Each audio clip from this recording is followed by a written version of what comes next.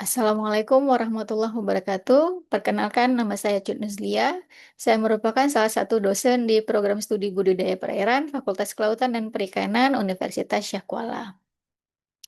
Video ini saya buat untuk memenuhi salah satu syarat sertifikasi dosen tahun 2026 di bidang pengajaran. Adapun salah satu mata kuliah yang saya ampu di program studi budidaya perairan adalah mata kuliah pemanfaatan bahan alam yang memiliki bobot sebesar 2 SKS. Mata kuliah ini terdiri dari 16 pertemuan dan memiliki metode pembelajaran case method. Mata kuliah ini juga memiliki 4 CPMK yang keempat CPMK ini dievaluasi melalui kuis, UTS, tugas, dan tugas case method. Mata kuliah ini mempelajari tentang metode pemisahan, jenis senyawa metabolit sekunder, metode identifikasi dan analisis fungsi farmakologi dari senyawa bahan alam, serta pemanfaatan bahan alam dan senyawanya dalam kegiatan budidaya perairan.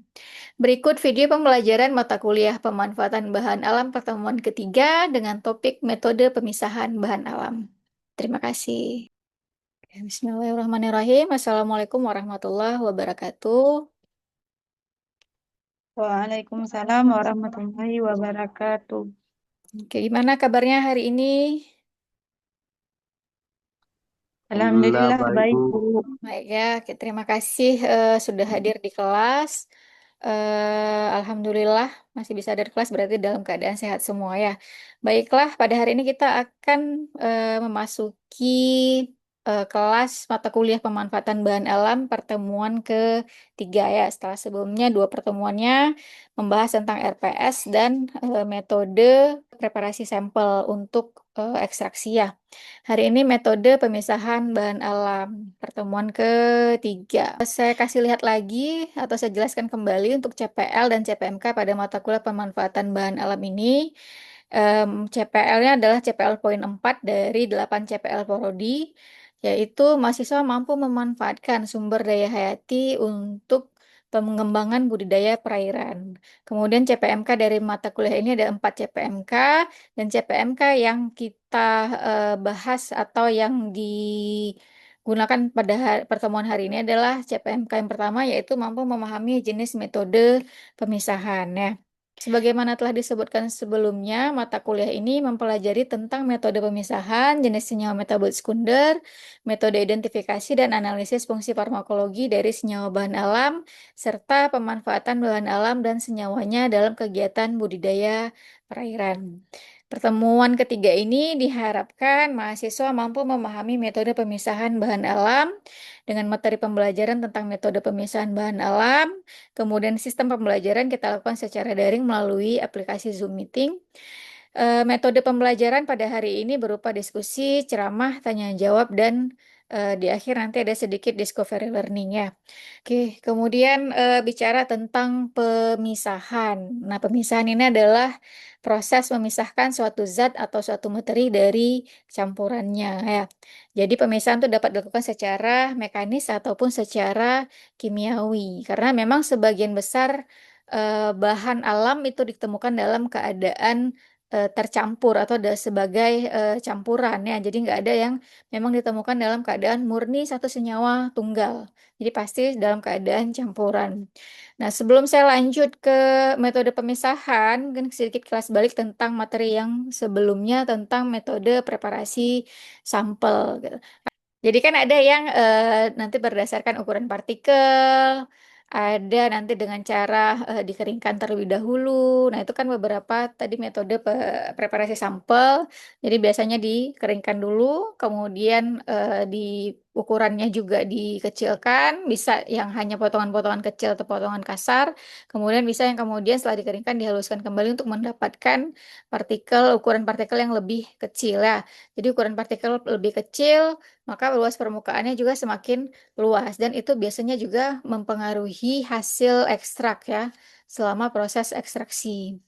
Nah, oke, jadi lanjutannya hari ini adalah metode pemisahan.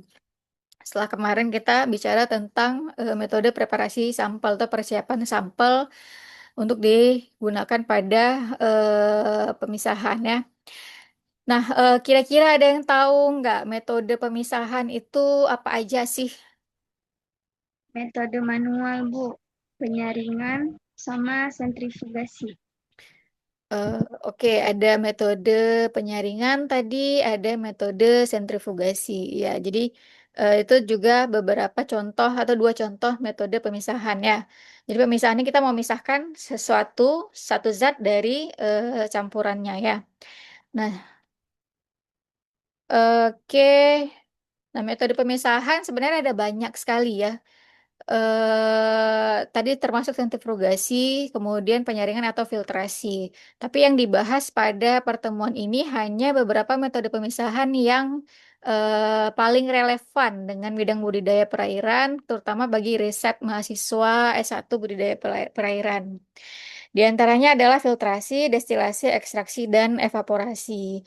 Nah, keempat metode ini yang paling sering dilakukan ketika ada mahasiswa melakukan riset untuk menggunakan bahan alam di bidang budidaya perairannya. Jadi nggak semua metode pemisahan digunakan. Jadi nggak semua metode pemisahan juga saya bahas di mata kuliah ini.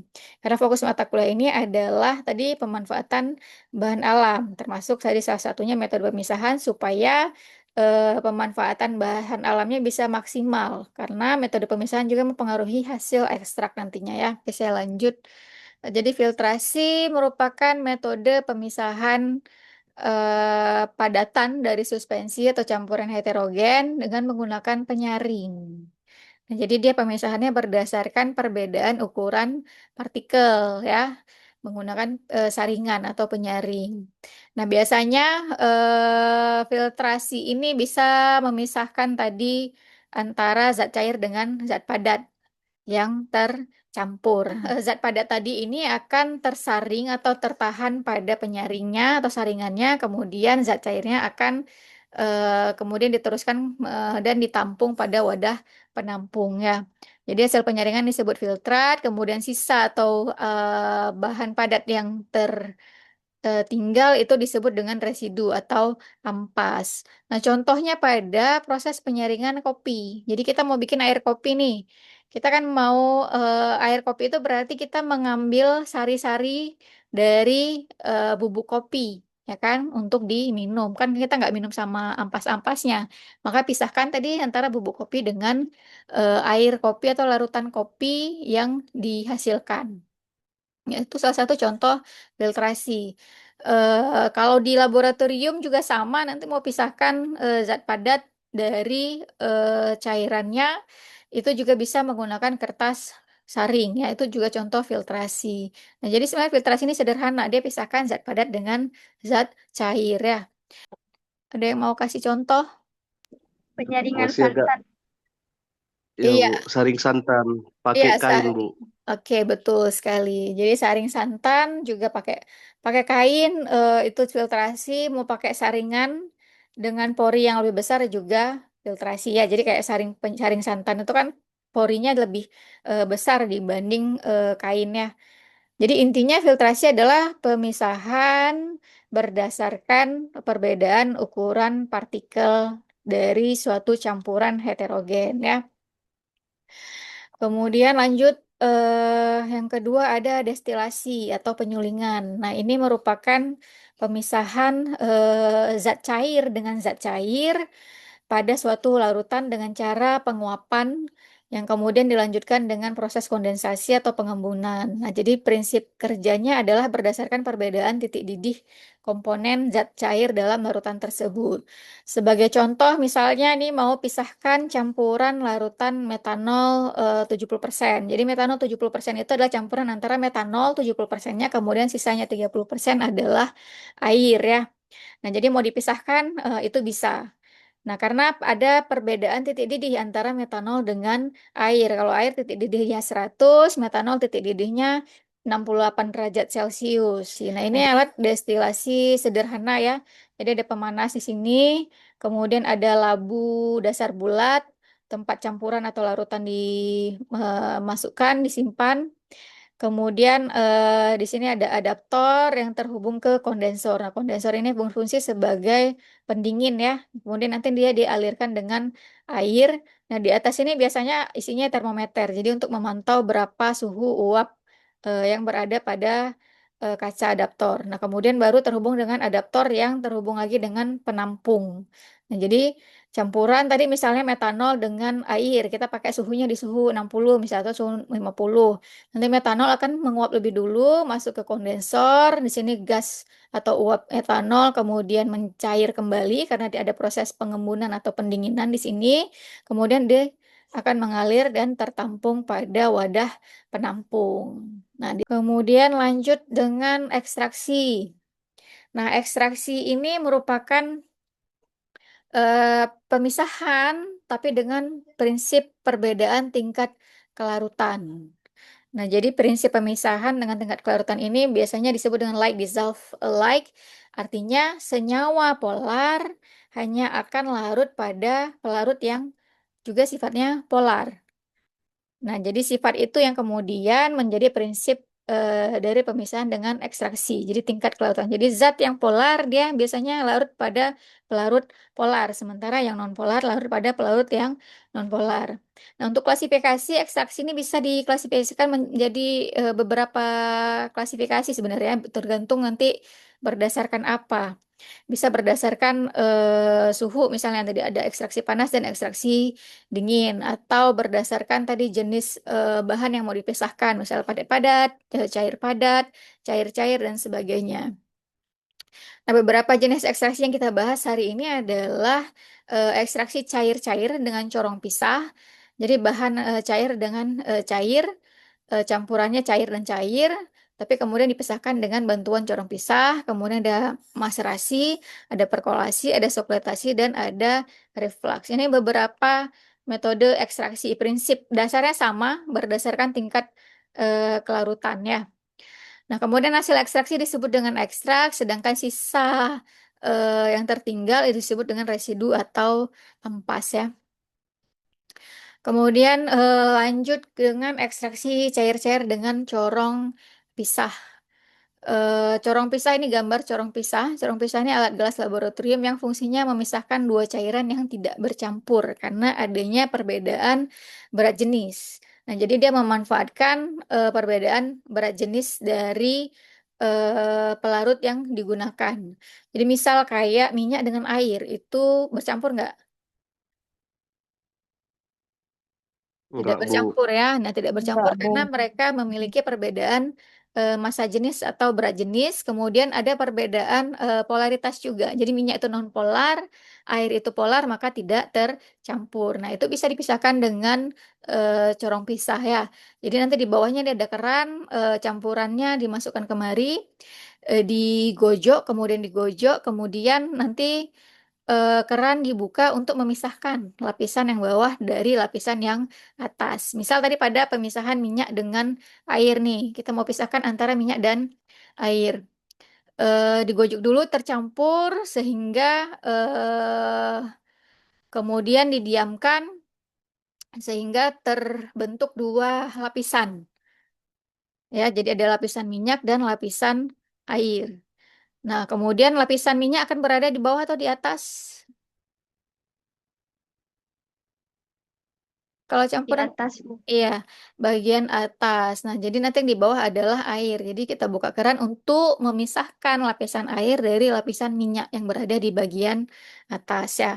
Nah, tadi bagian atas si minyaknya karena berat jenis atau massa jenisnya si minyak itu lebih kecil daripada massa jenis air ya. Nah, ini untuk ekstraksi juga bisa, misal pakai pelarut nih, mau ekstrak senyawa apa misalnya terpenoid misalnya dari suatu bahan, jadi kita campur tadi dengan pelarut heksana dan pelarut etanol misalnya. Nah, etanol dan heksana ini juga tidak bercampur ya. Selain massa jenisnya berbeda, polaritasnya juga berbeda. Nah, jadi bisa nanti bahannya diekstrak. Kita mau pisahkan nanti terpenoid yang sifatnya nonpolar itu supaya dia pindah ke fase heksana. Nah, itu bisa menggunakan corong pisah. Sama juga nanti kerjanya kayak memisahkan air dan minyak itu tadi, digojok supaya bahan terpenoid yang misal tadi kita ekstrak dengan metanol pindah ke lapisan pelarut heksana, kita pisahkan atau kita keluarkan bagian yang lapisan bawahnya ya. Nah, kemudian ada maserasi. Nah, ini yang paling sering digunakan ya. Metode ekstraksi maserasi ini dia dilakukan dengan cara perendaman sampel pada suhu kamar biasanya. Jadi simpel saja sampel, kemudian dimasukkan ke dalam wadah, kemudian ditambahkan pelarut dengan jumlah tertentu atau dengan jumlah perbandingan tertentu, kemudian direndam selama waktu tertentu juga bergantung dari jenis bahan dan kebutuhan. Jadi hanya direndam. Nah, prinsipnya tadi dengan perendaman, tapi tetap tadi ekstraksi, prinsip dasarnya adalah berdasarkan perbedaan tingkat kelarutan ya. Nah, kemudian selanjutnya ada perkolasi. Nah, ini metode pemisahan yang dilakukan dengan mengalirkan pelarut melalui serbuk simplisia yang telah dibasahi. Nah, ini contoh alat perkolator. Jadi di sini ada wadah penampung, kemudian ini wadah perkolatornya, di sini ada sampel dan pelarut. Jadi sampel udah dibasahi dimasukkan ke dalam perkolator, kemudian ditambahkan pelarut. Nah, kemudian di sini ada keran, nanti dibuka sehingga mengalirlah pelarut ini tadi tetes demi tetes. Jadi pelarutnya mengalir melalui sampel. Ya, ini perkolasi. Kemudian selanjutnya ada sokletasi. Nah, sokletasi ini proses pemanasan, penguapan, dan pendinginan kembali. Mengekstrak bahan alam dan dilakukan secara berulang. Jadi ini alat gambar alat soklet di mana di sini ada mantel pemanas, kemudian ada labu dasar bulat, kemudian ada wadah tempat sampelnya, kemudian di atasnya ada kondensor yang berfungsi sebagai pendingin. Nah, jadi di sini nanti pelarutnya dipanaskan, dia akan menguap. Kemudian uapnya akan melalui sampel naik ke atas, kemudian di sini didinginkan, terus jatuh lagi kembali uapnya melalui sampel lagi, kemudian masuk ke dalam labu kembali. Nah, itu disebut dengan satu siklus ya. Nah, di sini sokletasi dia menggunakan ekstraksinya sudah menggunakan suhu. Jadi dia masuk kategori ekstraksi panas ya. Berbeda tadi dengan perkolasi dan maserasi itu dia merupakan kategori ekstraksi dingin. Selanjutnya ada reflux. Nah, reflux ini juga masih ekstraksi panas ya. Dia juga menggunakan suhu titik didih pelarut, hampir sama dengan sokletasi. Tadi ada pemanasan, penguapan, kemudian kondensasi. Jadi balik lagi. Cuma bedanya adalah kalau soklet tadi dia punya tempat wadah tersendiri. Jadi sampel dan pelarut itu ditempatkan pada wadah yang berbeda. Nah, sementara di reflux ini sampel dan pelarut itu ditempatkan pada labu yang sama. Jadi dia dua-dua sampel dan pelarut di dalam labu, kemudian dipanaskan, uapnya mengalir, menguap ke atas, kemudian dikondensasi, terus terjadi pendinginan dan balik lagi ke labu. Nah, itu yang reflux ya. Oke, kemudian ekstraksi ini biasanya juga dipengaruhi oleh berbagai faktor. Jadi hasil ekstraknya itu banyaknya atau sedikitnya termasuk zat bioaktifnya itu juga dipengaruhi oleh berbagai faktor seperti ukuran partikel sampel. Nah, biasanya makin kecil partikel, semakin banyak juga hasil ekstrak yang didapatkan. Kemudian suhu juga mempengaruhi, tapi bergantung pada jenis bahan dan senyawa bioaktif yang mau diekstrak ya. Jadi ada bahan yang dia di suhu yang sedikit lebih tinggi itu hasil ekstraknya lebih banyak dibanding pada suhu ruang misalnya. Tapi suhunya juga nggak bisa terlalu tinggi kalau untuk metabolit sekunder karena dia akan merusak ya. Kemudian jenis pelarut ini juga pasti sangat mempengaruhi karena prinsip ekstraksi tadi like dissolve like atau berdasarkan tingkat kelarutan. Jadi kalau mau mengekstrak senyawa yang sifatnya polar, baiknya dia menggunakan pelarut yang polar, jangan menggunakan pelarut non polar. Biasa hasilnya juga lebih sedikit atau tidak terekstrak. Kemudian waktu perendaman juga mempengaruhi. Direndam 1 hari atau direndam cuma 1 jam, itu hasilnya pasti akan berbeda ya. Kemudian jumlah pelarut juga mempengaruhi dan metode ekstraksi juga mempengaruhi hasil ekstraknya tadi. Jadi ada bahan yang cocok atau hasil ekstraknya lebih banyak ketika menggunakan metode sokretasi, tapi ada bahan yang mungkin lebih banyak justru di menggunakan metode maserasi dibanding sokretasi. Jadi faktor mempengaruhi hasil ekstraksi biasanya juga bergantung pada jenis bahan dan senyawa bioaktif yang mau diekstrak ya. Saya lanjut ke ini topik terakhir, evaporasi. Nah, jadi setelah ekstraksi biasanya juga dilanjutkan dengan evaporasi. Dia juga metode pemisahan yang fungsinya untuk memisahkan pelarut dari hasil ekstrak atau dari ekstrak tadi. Jadi hasil ekstraksi karena tadi kan menggunakan pelarut dengan jumlah yang banyak ya, sementara ekstrak itu kan sebenarnya jumlahnya tuh sangat sedikit ya kalau dari bahan alam itu. Nah, jadi kita pisahkan pelarut dari ekstrak itu tadi dengan evaporasi. Jadi dia prinsipnya tadi penguapan zat cair. Jadi pelarutnya diuapkan dengan alat evaporator. Di sini ini gambar alat evaporator sehingga nanti pada akhirnya ketika sudah terpisah antara pelarut dengan ekstrak, kita dapatkan ekstrak kental ya, ekstrak yang lebih pekat. Nah, ini alat evaporator ini terdiri dari labu. Di sini nanti hasil ekstraksi, campuran ekstraksi kita masukkan ke dalam labu dasar bulat di sini. Di sini ada mantel pemanasnya. eh Kemudian ini dipanaskan biasanya pada suhu 40, jadi tidak boleh terlalu tinggi karena takut akan terjadi kerusakan zat-zat senyawa bioaktifnya. Nah, kemudian uapnya nanti akan mengalir ke kondensor. Di sini juga nanti ada didinginkan, dialirkan air ke dalam tabung di dalam ini. Kemudian pelarutnya akan mengembun dan menjadi cair dan tertampung di wadah penampung di sini. Nah, jadi dilakukan hingga tidak ada lagi pelarut yang menetes pada kondensor di sini. Ya, sehingga nanti kita dapatkan ekstrak kental dari hasil ekstraksi yang kemudian ekstrak itu yang bisa dimanfaatkan pada bidang budidaya perairannya. Oke, sampai di sini ada yang mau ditanyakan sebelum kita tutup?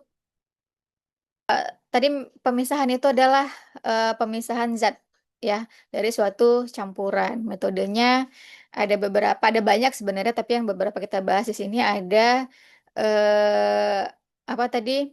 Filtrasi, kemudian ada destilasi, ada ekstraksi, dan ada evaporasi. Nah, jadi kalau maserasi itu masuk ke jenis-jenis ekstraksi tadi ya.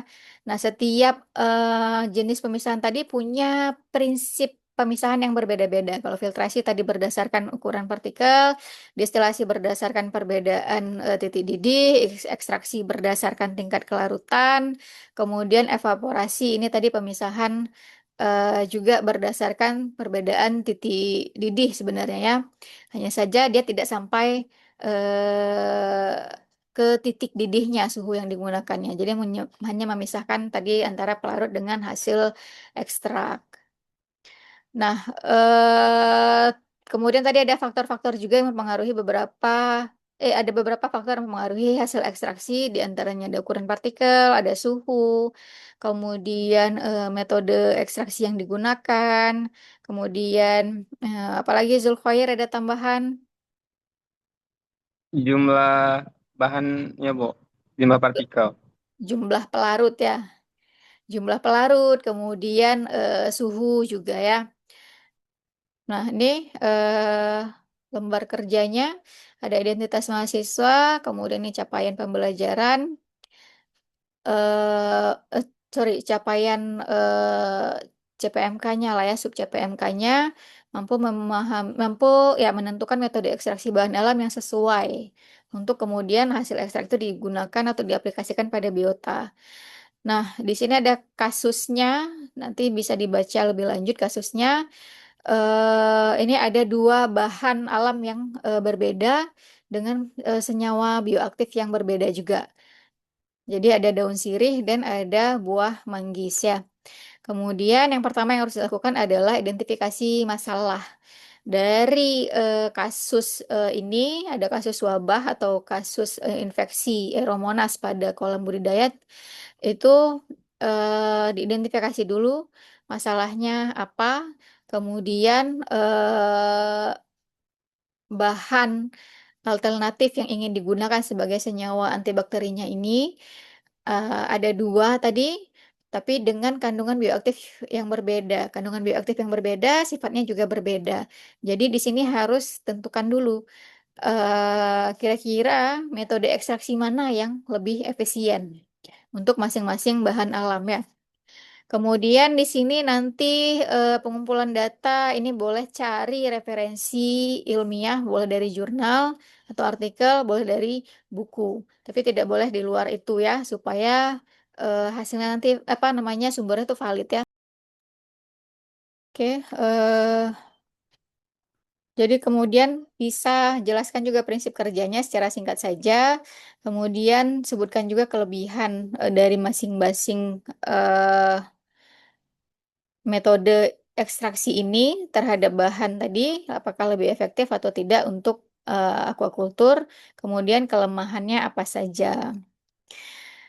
eh nah, kemudian lanjut, ini pengolahan data ya. Boleh diisi apa metode yang dipilih tadi untuk ekstraksi daun sirih, kemudian juga untuk ekstraksi kulit manggis dengan target senyawa bioaktifnya kalau yang daun sirih tadi eugenol atau minyak atsirinya, sementara kalau pada kulit manggis target senyawa bioaktifnya adalah senyawa santon. Kemudian dari hasil data yang didapatkan tadi, kira-kira pelarut mana yang lebih direkomendasikan atau lebih disarankan?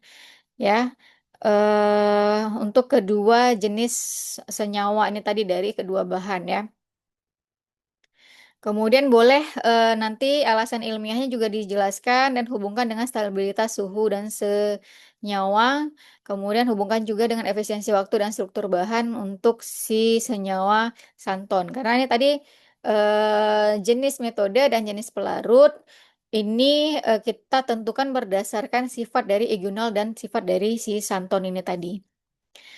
Kemudian nanti gambarkan juga bagan alir atau flowchart atau rencana kerja dari ekstraksi dari salah satu bahan yang dipilih tadi ya.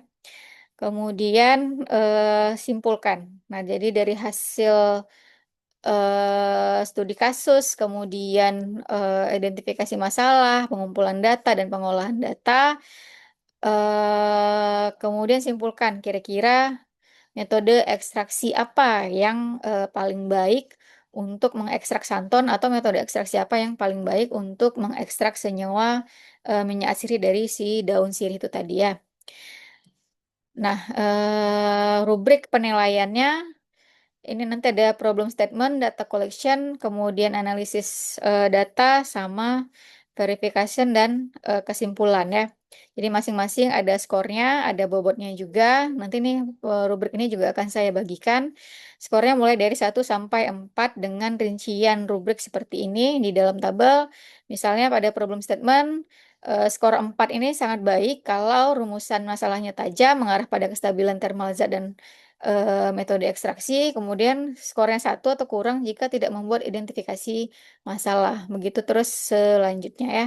Jadi skornya 1 sampai 4 dengan skor 4 merupakan nilai yang sangat baik ya. Oke, dengan demikian selesailah pertemuan ketiga kita pada hari ini tentang metode pemisahan bahan alam. Kita akan lanjutkan kembali metode ekstraksi bahan alam ini dengan discovery learning sesuai dengan lembar kerja mahasiswa dan yang kita bahas lagi di pertemuan berikutnya. Kemudian setelah pembahasan hasil lembar kerja nanti juga dilanjutkan dengan kuis ya. Jadi habis selesai tentang metode ekstraksi bahan alam, itu kita lanjut dengan kuis di minggu atau pertemuan selanjutnya. Sampai di sini ada yang mau ditanyakan?